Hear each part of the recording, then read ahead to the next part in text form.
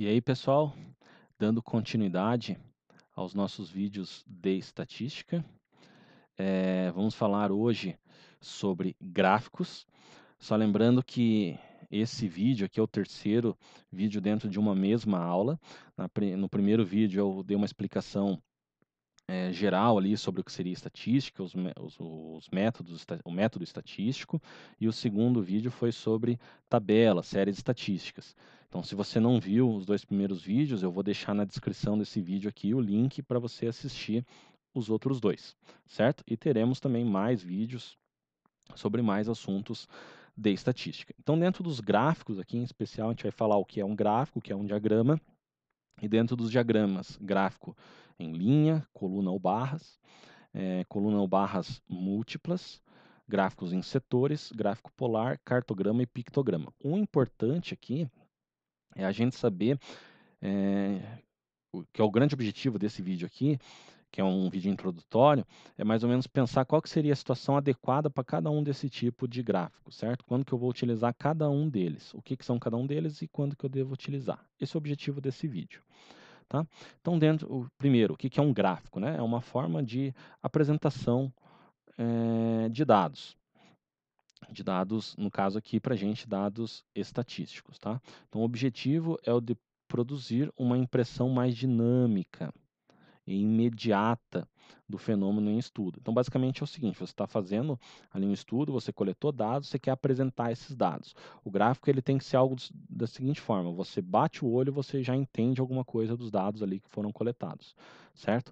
Por isso que o gráfico ele tem que ter três aspectos importantes aqui: simplicidade, clareza e veracidade, né? Os dados têm que estar claros, corretos, têm que ser verdadeiros, né? Coerentes com o que foi estudado e têm que estar distribuídos da forma mais simples possível. Beleza?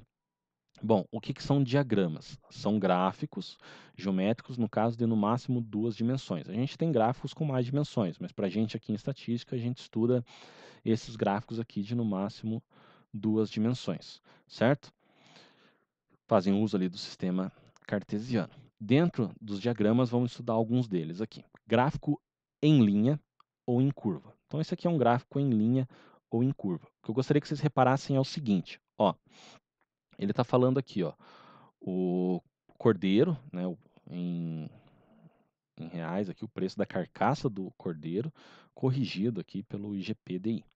Então, veja que a gente tem aqui os valores, né, no caso, é o valor do quilo em reais, e a gente tem, né, o quanto que esse valor está variando em função dos anos aqui, de 2001 até 2011, nas regiões do Rio Grande do Sul, Bahia e São Paulo. Então veja só que o que eu quero que vocês reparem, que o gráfico em linha, ele mostra de alguma forma uma evolução. Então é o mesmo dado, mas o quanto que ele vai variando em função do ano. Então, se eu pegar aqui, por exemplo, esse valor aqui, que é o valor do quilo do cordeiro no Rio Grande do Sul. Então, eu consigo perceber ó, que foi passando os anos, ele foi diminuindo, chegou nesse valor bem baixo e depois voltou a aumentar. Então, eu consigo ter essa ideia de evolução. Né? O preço foi caindo, o preço foi subindo, a taxa foi subindo ou descendo, alguma coisa assim. Então, gráficos em linha ou em coluna, eles são bons para esse tipo de situação. Quando você quer apresentar uma evolução de um mesmo dado em função do tempo, normalmente em função do tempo. Tá? Diferente dos gráficos em colunas. Então, aqui eu peguei um exemplo de gráficos em colunas, tá? Ou em barras, no caso já diferenciando a colunas e barras, certo? Os gráficos em colunas em barras, eles não trazem uma ideia de evolução. Eles são interessantes quando você vai falar de valores diferenciados. Então, vamos pegar esse aqui, sei lá, vamos exemplificar esse primeiro aqui, ó. Então, são números aqui que estão variando de 0 até um pouco mais que 50. Sei lá, digamos que sejam número de alunos matriculados numa determinada faculdade. Então, vamos fazer o seguinte. Vamos supor aqui. Aqui são alunos... Deixa eu mudar só para caneta aqui. De um curso de ciências contábeis. Aqui são alunos de um curso de administração. Aqui são alunos de um curso de pedagogia. Aqui, sei lá, engenharia mecânica. Vou colocar só engenharia. E aqui um outro curso também, sei lá, medicina. tá? O número de alunos matriculados. Não precisa fazer muito sentido, é só para a gente entender, certo? Então vejam que aqui eu não quero mostrar uma evolução, não vou passar do número de alunos de ciências contábeis para alunos de administração, não tem uma ideia de evolução. São dados separados. Uma coisa é o número de alunos de ciências contábeis, outra coisa é o número de alunos de administração. O que eu quero? Eu quero comparar qual que tem mais, qual que tem menos. Então, nesse sentido que é interessante o gráfico em barras ou em colunas, tá? É diferente ali do gráfico em linha, que é o mesmo. Se eu fosse fazer, por exemplo, análise do número de alunos matriculados no curso de Ciências Contábeis ao longo do ano. Então, em 2001 teve tantos alunos matriculados, em 2002 teve tantos, aí eu posso fazer a linha porque ele traz a ideia de evolução. Quando eu quero comparar dados diversos, que a princípio não tem é, relação, eu posso fazer por meio de barras ou colunas, né, para enxergar qual que tem mais, qual que tem menos. Acho que deu para entender legal a ideia. E um gráfico em colunas ou barras múltiplas é quando dentro de uma mesma categoria você coloca várias barras, né? Então, o que seria esse gráfico aqui? Não tem muita informação, mas a gente tem aqui a nível geral, materiais, mão de obra, gastos, né? Então, e aqui os meses, né? Então, dentro do mês de janeiro, você está analisando 4 coisas diferentes aqui: os gastos, mão de obra, materiais, nível geral. Então, você quer comparar, além de você querer comparar ali no mês, né, cada um deles, você quer comparar diferentes.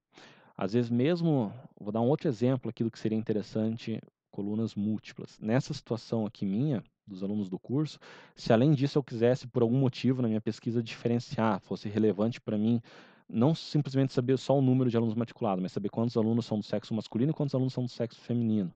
Então, eu poderia colocar 2 barras ali, o número de alunos do sexo masculino matriculados e o número de alunos do sexo feminino matriculado, de ciências contábeis, de administração, de pedagogia, etc. Tá? Quando eu quero diferenciar ali dentro do mesmo dado 2 informações distintas. Gráficos em setores. Esse aqui é o famoso gráfico em pizza. Quando que eu acho bacana utilizar o gráfico em pizza? Principalmente quando a gente trabalha com porcentagem. Você quer apresentar valores dentro de um mesmo total. Então você consegue ter uma ideia de dimensão aqui, né? Que eu bato o olho, eu já vejo que eu tenho uma concentração maior aqui no azul. Não sei o que é esse dado do azul aqui, ó, EPP, né? E depois eu já sei que o meu segundo maior está aqui, ó, no 27%, nesse vermelho, um rosa aqui, esse aqui seria o vermelho. Eu sei que eu tenho um menor aqui, então eu bato o olho e eu já tenho uma ideia de concentração dentro de um total. Então esse tipo de gráfico ele é muito importante quando você vai falar de porcentagem, né? Não precisa ser necessariamente porcentagem, mas você quer trabalhar uma quantidade dentro de um total. Então o total representa ali o teu círculo e as divisões dele, né? Cada um dos setores, das divisões que você tem. Beleza? Gráfico polar. O gráfico polar já não é tão comum, mas ele, de alguma forma, ele procura também mostrar uma ideia de quantidade, assim, em algo que é mais ou menos cíclico. Esse gráfico aqui que eu trouxe, eu acho que ele nem traz essa ideia, mas quando você tem uma evolução assim, ao longo dos meses, por exemplo, um período de vendas, tem uma maior concentração entre os meses ali de janeiro a março, coisa desse tipo, você consegue ver mais ou menos no gráfico polar aqui. Ó. Você sabe que você tem uma concentração maior aqui do vermelho nessa região aqui, né? Aqui você sabe que você tem uma queda, mais ou menos nesse momento aqui. Então, esse tipo de coisa. Esse gráfico não é tão comum, mas é importante que a gente veja. Eu também não acho um gráfico muito simples de visualizar, certo? Então, normalmente ele é para coisas um pouquinho mais avançadas. Aparece lá no futebol, né? No videogame, lá, jogos de futebol, a análise dos jogadores, se o cara chuta bem, tem velocidade e tal, essas coisas. Cartograma.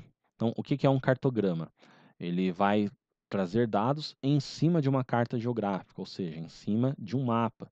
Então, é bastante comum a gente ver isso aqui na previsão do tempo, né? Você tem um mapa ali do país, esse caso aqui, ele é um mapa climático aqui em cima da Venezuela. Você tem um mapa do país e você consegue ver as regiões ali onde você tem a distribuição climática, pode ser por concentração de população, esse tipo de coisa. Então você está fazendo dados que se distribuem de alguma forma em cima de uma região de um país e você quer deixar isso bem claro, é quando você usa um cartograma. Por fim, o último que eu queria mostrar para vocês é o pictograma. Então, o pictograma ele tem um apelo visual muito grande. Ele é normalmente utilizado ali em jornais, coisas desse tipo, né? Então, a ideia dele é falar ao público mesmo. Ele quer, de alguma forma, chamar a atenção, né? Então, você usa uma figura, você usa ilustrações, coisas desse tipo. Ele é um gráfico bem interativo, vamos dizer assim, com o público, com quem está vendo. Olha esse daqui, ó. Então, um título, onde o sapato aperta. Em relativos absolutos, o Nordeste concentra o maior número de pobres no Brasil. Pode ver que isso aqui não é nem um título, ele é uma manchete, né, de certa forma, né?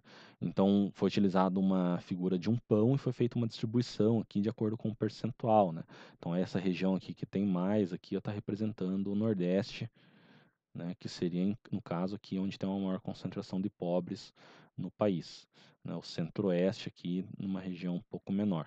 Aqui está a fonte, né? Isso aqui é deste gráfico. Então, o pictograma, ele tenta falar ao público, ele usa ilustrações, usa figuras de alguma forma para tentar se comunicar com o público-alvo. Normalmente em situações ali de reportagens, coisas desse tipo. Beleza?